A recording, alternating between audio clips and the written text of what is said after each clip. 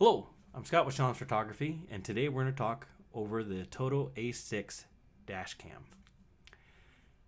This thing was a breeze to install. I mean, you have a USB port on your ATOTO A6, and all you do is plug it in like you would do on your computer. Simple and easy. Since my USBs are housed behind the glove box, I didn't have to take the stereo out. I just dropped the glove box, slapped in the cable, ran it around underneath the trim, all the way around to the top of my windshield and down behind my mirror, and it went in fast and simple. I thought I wasn't going to have enough cable due to the fact that the Ford Transit Connect does have a huge windshield. Actually, I had plenty left. I had about a foot left of cable, so this should fit in any car, any truck, any van.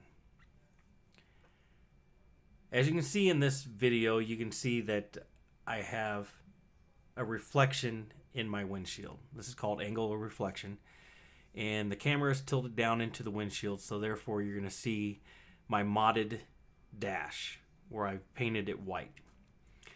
If I would have it as original gray like it should be or would have been, you would not see this white spot in the screen, which doesn't affect me at all because, again, it's a kind of a ghosty effect, but I can still see what's going on.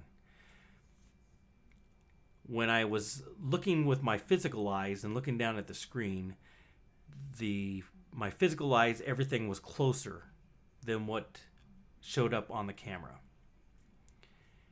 If you're going to get this unit, you want to make sure you want to get a good size SD card. Because again, if you're going to put music on or movies, you want to make sure you have enough space to record your dash cam. Now, one thing I haven't checked out yet to see if I can zoom in to see license plates. I'll have to check that out, but again, I have not tested that yet.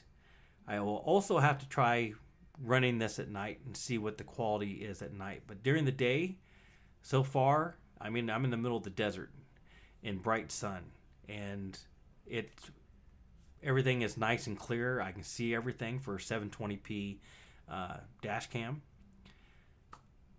Again, I have to give this 2 thumbs up for easy installation, and again, it worked flawlessly with the ATOTO A6. My name is Scott with Shoms Photography, and thank you for watching.